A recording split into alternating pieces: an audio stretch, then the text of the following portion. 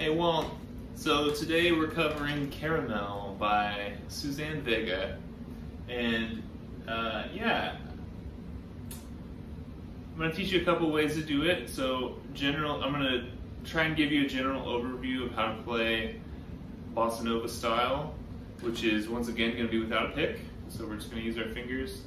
And then I'm going to show you another version where you can just use a common strumming pattern over the chords, and it'll still accompany the voice in the same, not exactly the same style, but it'll have the same rhythmic feel, and you'll be able to sing and play without feeling like you're compromising things too much.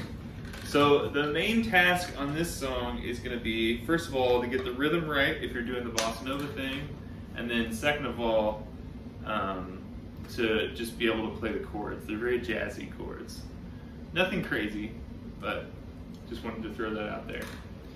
I'm going to have voicings for you and all that stuff in the Word document I'll email you. Okay, so let's take a look at just the sort of the A section of the song. The song is really just two sections. It's a jazz tune. Jazz songs usually have A and B sections. Instead of like a typical verse, chorus thing, it's really just two sections that vary. So, okay, so let's look at the A section here.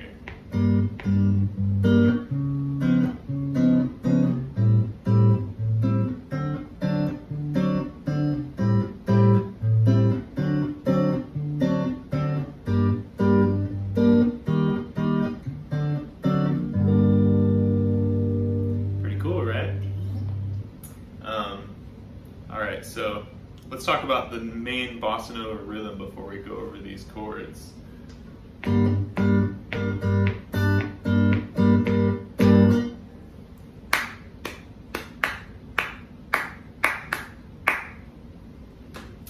That is the rhythm. I would get used to just strumming that for a while, maybe even just doing down strums on the chords, just to make sure you've got the rhythm right.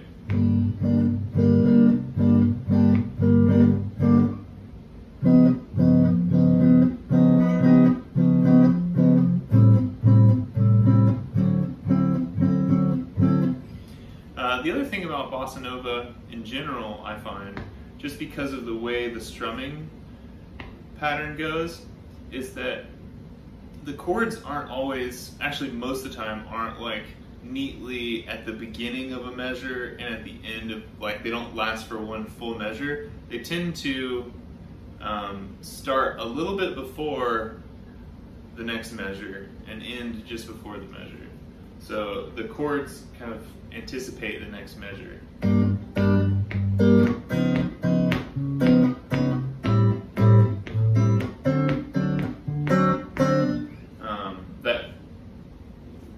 If you're looking at the document while you're watching this video, the F sharp minor to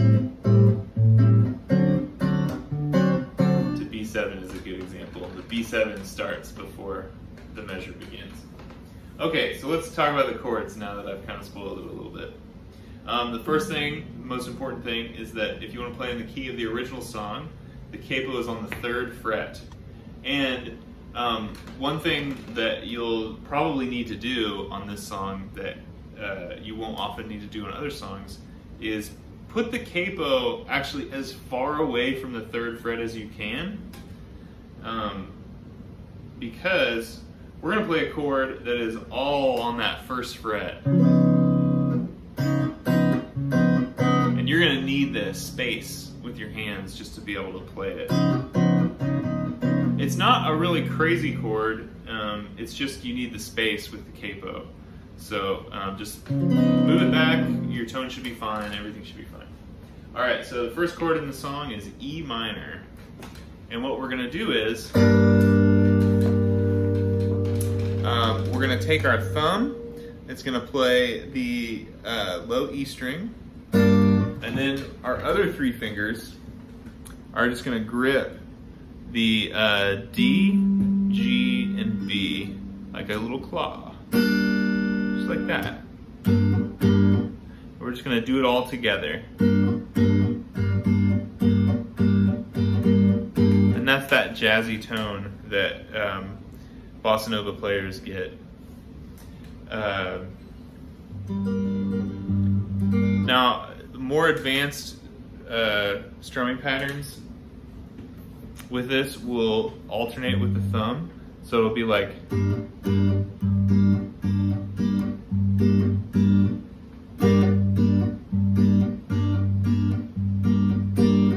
see what I did there? It's nothing crazy, but it does take practice. So maybe I'll do a more detailed lesson on that another time. Okay. The most important thing I want you to do is start to just try grabbing the strings. And then using your thumb and 3 fingers. So thumb on the low E, and then the fingers are on what I think of as like the middle 3, D, G, and B. Okay, so we got E minor.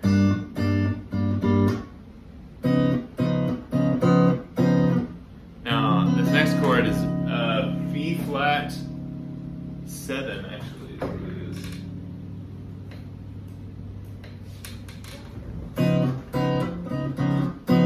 And what's going on is we've got our middle on 1 of the A.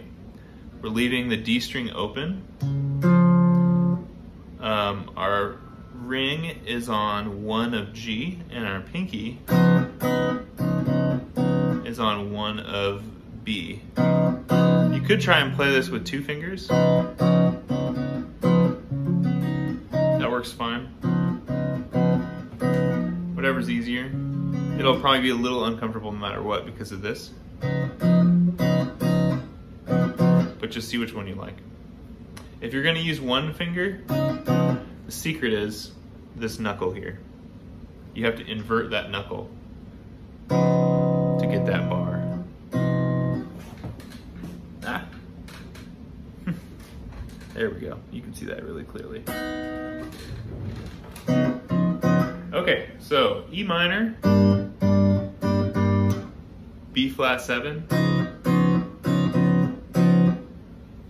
Okay, let's get to a little easier part now. So now we're gonna play F sharp minor. And the way that I'm playing this voicing is very jazz-like. So I would definitely learn this voicing. What I'm using is my middle finger on the low E, and then my ring is inverted to cover D, G, B. All these notes are on the 2nd fret above the capo.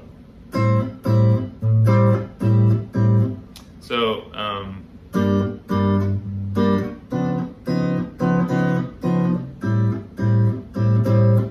and then we've got B7. Just check your chord charts on this, but it's 2, 1, 2, 2. It's the same as this, but just up a fret. And yeah, so far.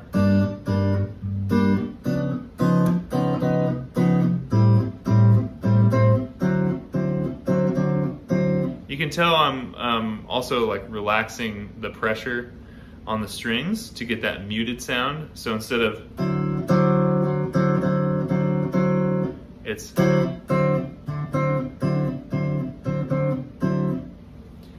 so work on that as well. I don't think that'll take very long for you to understand.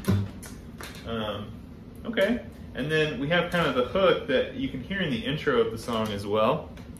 Sorry, I just wanted to get right into the A section. I think it's, that and the B section are the meat of the song. So, but the last 2 measures of A, the first time through, have that intro chord progression.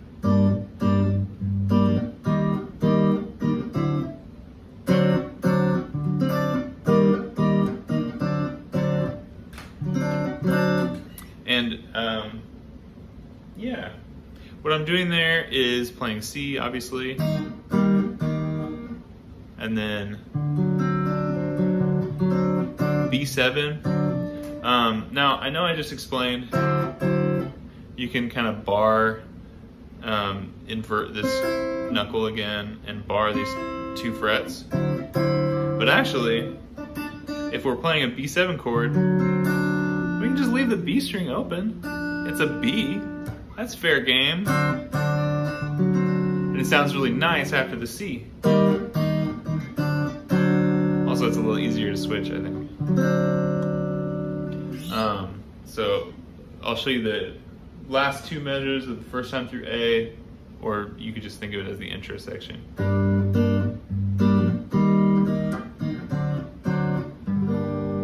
That sounds beautiful.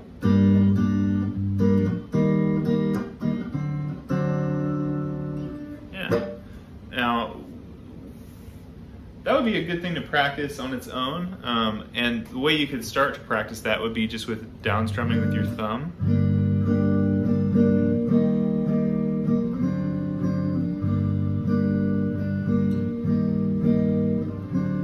Notice that B7 and E minor both share this middle finger. Oops, sorry.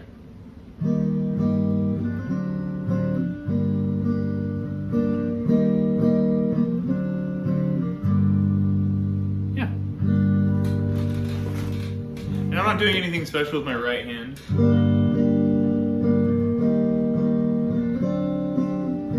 Just mellow strumming with the thumb, that's all. Only strumming down, focusing on getting the correct rhythm, and switching between the chords. And that's it. And you'll probably have to do that a lot before you feel comfortable. It took me a while to feel comfortable with the bossa nova thing. At least to have it kind of sound somewhat authentic, I felt. Okay, cool.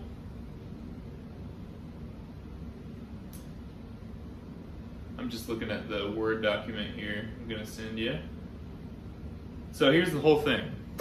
I'll just do it strumming down first, because that's how I want you to start practicing it, and then I'll do it more grabbed, which is more like true to the bossa nova sound.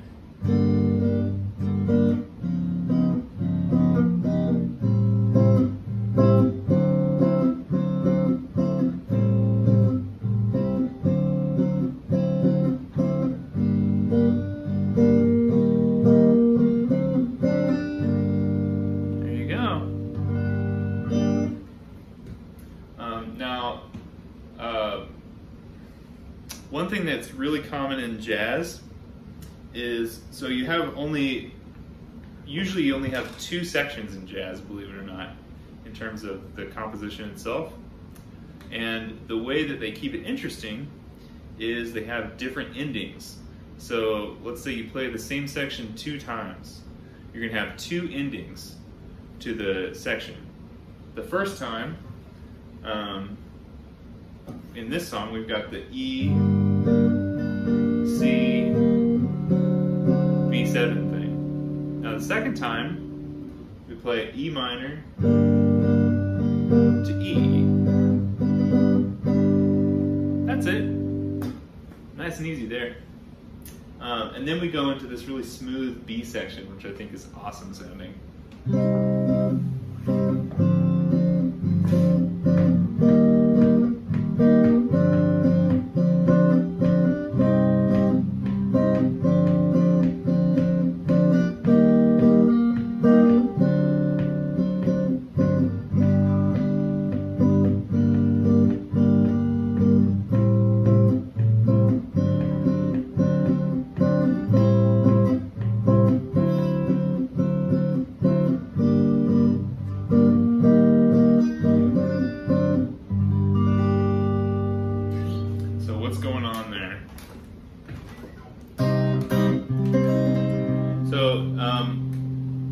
Yeah, same pattern, same rhythm and everything.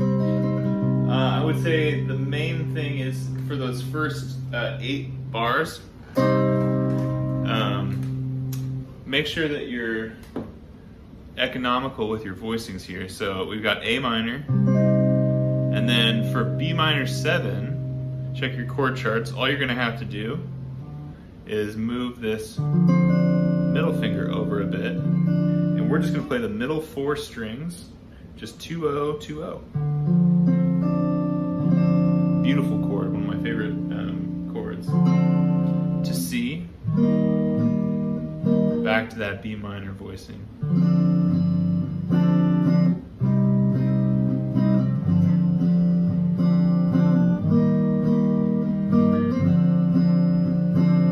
Gorgeous.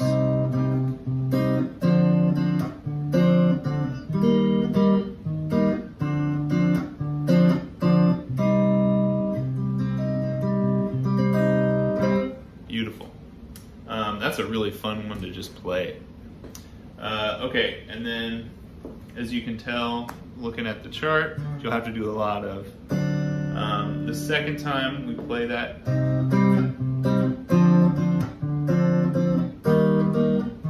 we end on B7. And then the next part, so that whole section, she's singing about what she doesn't know. I don't know this, I don't know that. And then the part that starts on E, she goes, but I know. And that's, it sounds really beautiful in the song because she's singing that note. And it's nice.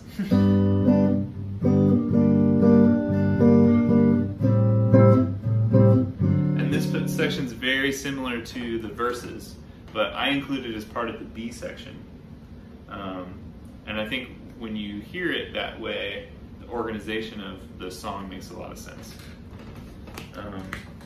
Okay.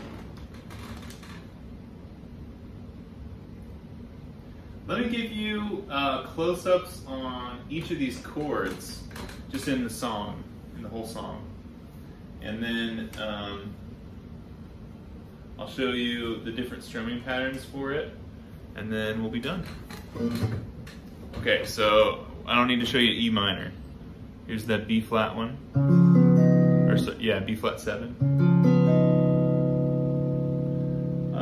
F sharp minor.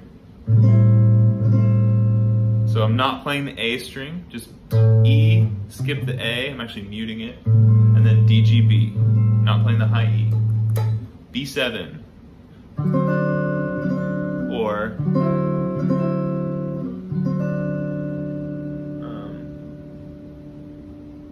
obviously you know C. Alright, what else? A minor, you know. B minor 7. Notice A minor and B minor 7 share this ring finger here.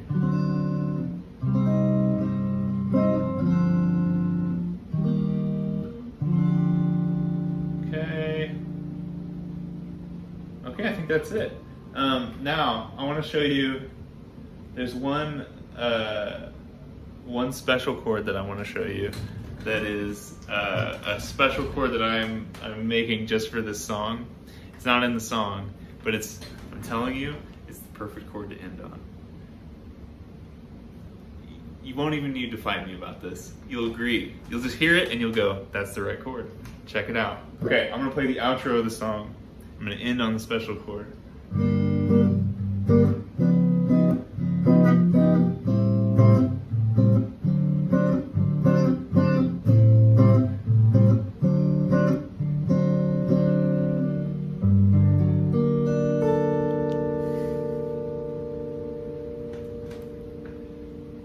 It's the perfect chord. Okay. E minor, major 9. It's actually really easy to play. So I'll show you how to play it. Play B7, just like that. So no finger playing more than one string, just each finger on one string. Now, take your ring finger and move it down to the high E. So it's playing the 2nd fret on the high E. Okay, now strum all 6 strings.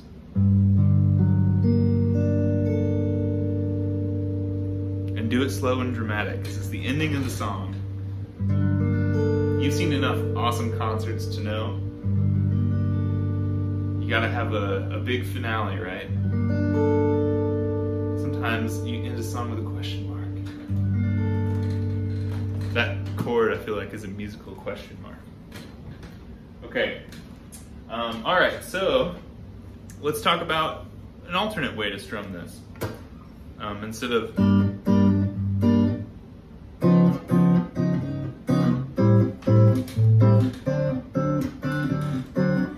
which will take a lot of work, you can get one of these bad boys and just go down, down, up, up, down.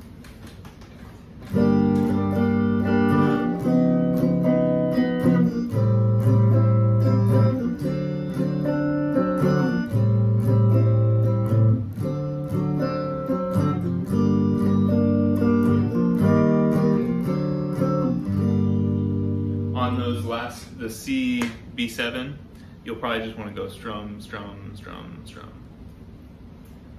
Now, you probably are thinking, that's a really convenient strumming pattern, but the pick sounds weird. It sounds different compared to all the other stuff we've been doing for the last 20 minutes or so. Well, you could almost consider it to be a teaching device. Personally, I would do that strumming pattern, but maybe with my thumb and fingers.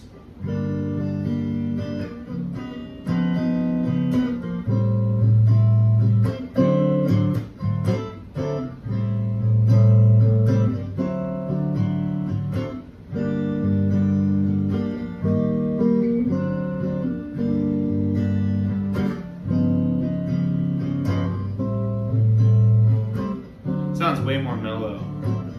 Reminds me of Seu Jorge.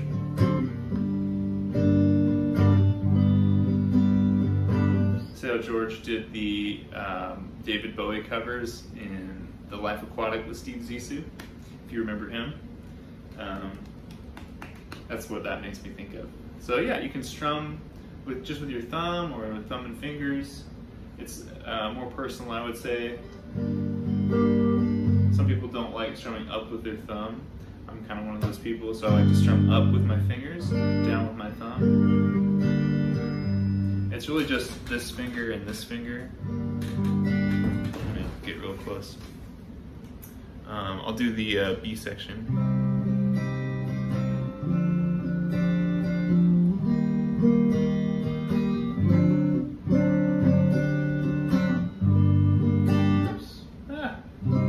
Start over. C, B minor 7.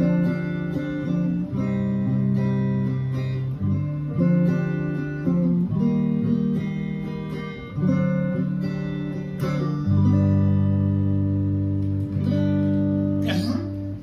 So that's how I would do it. It'll take some time to obviously sing and play it, but it's totally possible. I was checking it out before the lesson. You were right, I'd never heard this song before, so I feel a little uncomfortable trying to demonstrate it, but I was able to kind of hack it out a little bit. Definitely think it's within the realm of possibility for you. So, okay, I'm gonna write out the chord charts for each chord and send you an email. Hope you're having fun in Spain. I'll see you next week.